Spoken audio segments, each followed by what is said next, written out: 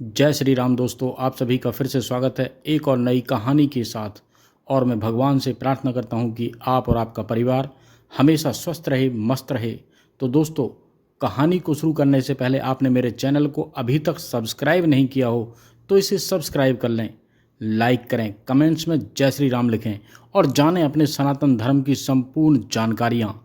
तो दोस्तों, आज की कहानी है जरासंध की अद्भुत कहानी, जन्म और मृत्यु की। जन्म और मृत्यु का संपूर्ण रहस्य आज मैं आपको बताने जा रहा हूँ। कभी सोचा है एक ऐसा योद्धा जो जन्म लेते ही दो टुकड़ों में बंट चुका था लेकिन फिर भी जीवित हुआ। एक ऐसा राजा जिसे मारने के लिए स्वयं भगवान श्री कृष्ण ने भी चाल चली। ये कोई साधारण मनुष्य नहीं था, ये था मगध का सम्राट जरासंध। उसकी शक्ति, उसके जन्म की रहस्यपूर्ण कथा और उसके अंत तक का सफ़र, सब कुछ है चौंकाने वाला। आइए जानते हैं उस वीर की अद्भुत कहानी जो अधमरा होकर भी अधूरे कार्यों को पूरा करने के लिए आया था। दो माँ से आधा आधा पैदा हुआ था जरासंध।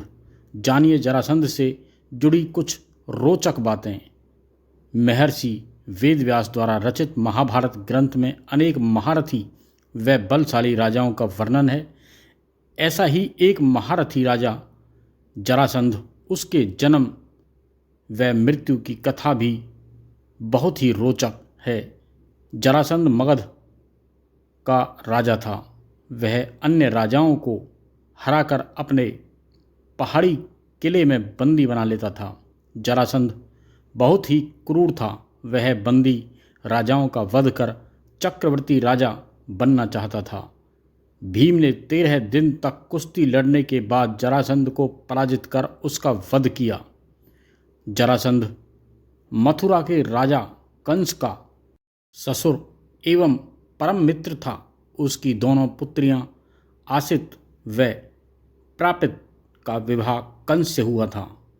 श्री कृष्ण से कंस वध का प्रतिशोध लेने के लिए उसने 17 बार मथुरा पर चढ़ाई की, लेकिन हर बार उसे असफल होना पड़ा। जरासंध के भय से अनेक राजा अपने राज्य छोड़कर भाग गए थे। शिशुपाल जरासंध का सेनापति था। जरासंध भगवान शंकर का परम भक्त था। उसने अपने पराक्रम से 86 राजाओं को बंदी बना लिया था।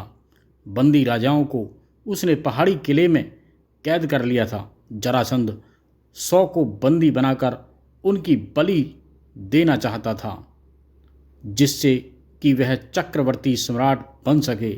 मगध देश में बृहद्रथ नाम के राजा थे। उनकी 2 पत्नियां थीं, लेकिन उन्हें कोई संतान नहीं थी। एक दिन संतान की चाह में राजा बृहद्रथ महात्मा चंड कौशिक के पास गए और सेवा कर उन्हें संतुष्ट किया। प्रसन्न होकर महाचंड कौशिक ने उन्हें एक फल दिया और कहा कि ये फल अपनी पत्नी को खिला देना, इससे तुम्हें संतान की प्राप्ति होगी। राजा बृहद्रथ की 2 पत्नियां थीं। राजा ने वह फल काटकर अपनी दोनों पत्नियों को खिला दिया। समय आने पर दोनों रानियों के गर्भ से शिशु के शरीर का एक एक टुकड़ा पैदा हुआ। रानियों ने घबराकर शिशु के दोनों जीवित टुकड़ों को बाहर फेंक दिया।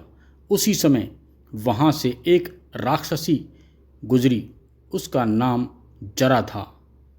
जब उसने जीवित शिशुओं के 2 टुकड़ों को देखा तो अपनी माया से उन दोनों टुकड़ों को जोड़ दिया और वह शिशु एक हो गया। एक शरीर होते ही वह शिशु जोर जोर से रोने लगा। बालक की रोने की आवाज़ सुनकर दोनों रानियां बाहर निकली और उन्होंने उस बालक को गोद में ले लिया। राजा बृहद्रथ भी वहां आ गए और उन्होंने उस राक्षसी से पूछा उसका परिचय। राक्षसी ने राजा को सारी बात सच सच बता दी।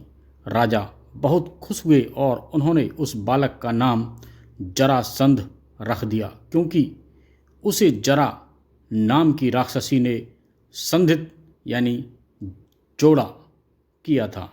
जरासंध का वध करने के लिए भगवान श्री कृष्ण ने बनाई योजना के अनुसार श्री कृष्ण, भीम व अर्जुन ब्राह्मण का वेश बनाकर जरासंध के पास गए और उसे कुश्ती के लिए ललकारा। जरासंध समझ गया कि ये ब्राह्मण नहीं हैं। जरासंध के कहने पर श्री कृष्ण ने अपना वास्तविक परिचय दिया।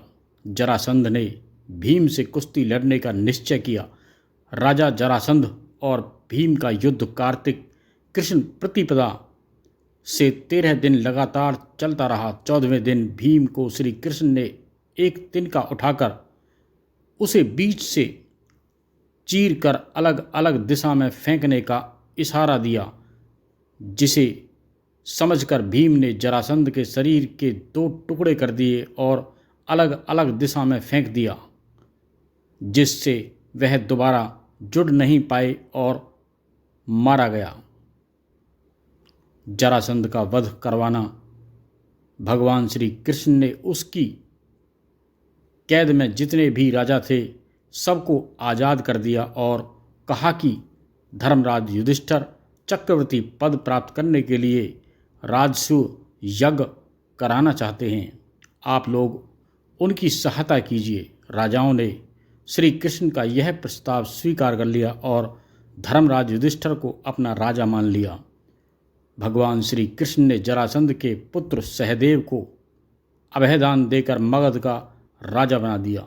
तो दोस्तों, आपने इस कथा को सुनने के लिए इतना समय दिया, उसके लिए मैं आपका आभार प्रकट करता हूँ। तो दोस्तों, कथा को ज़्यादा से ज़्यादा हमारे सभी सनातन प्रेमियों को शेयर करें, लाइक करें, कमेंट्स में जय श्री राम लिखें। तो फिर मिलते हैं एक और नई कथा के साथ। जब तक के लिए जय श्री राम।